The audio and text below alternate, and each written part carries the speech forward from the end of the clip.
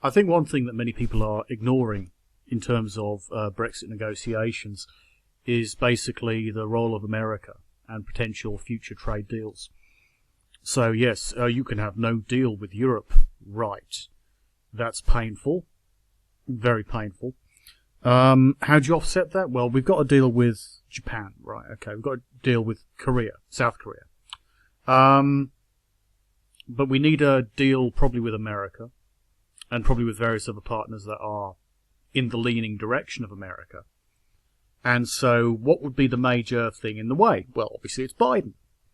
If you end up with Biden winning the US election, which seems probable at this point, then obviously you end up with a major stumbling block as far as those people who've crowed about the potential victory of Brexit and a no-deal status as far as Britain and the European Union. So, yeah, basically it could be a major stumbling block that I think many people are underestimating the impact of.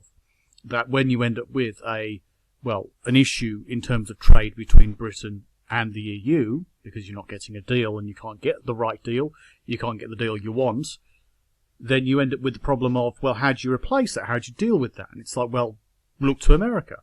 Oh, America is now led by a person who doesn't want to do that. Okay. Well, probably won't want to do that.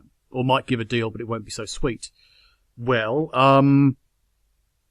sign a deal with Brazil, sign a deal with Argentina, sign a deal with Australia, Canada, New Zealand, perhaps. I'm not sure how Jacinda Ardern would actually look at that. But in any case, yeah, it's a stumbling block.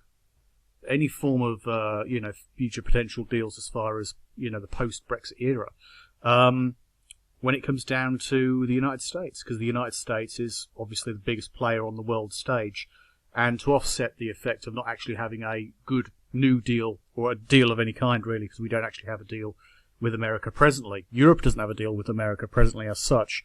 Then obviously you need to have something there to offset the effect of losing a lot of market space, a lot of market share in terms of Britain within Europe and Europe within Britain.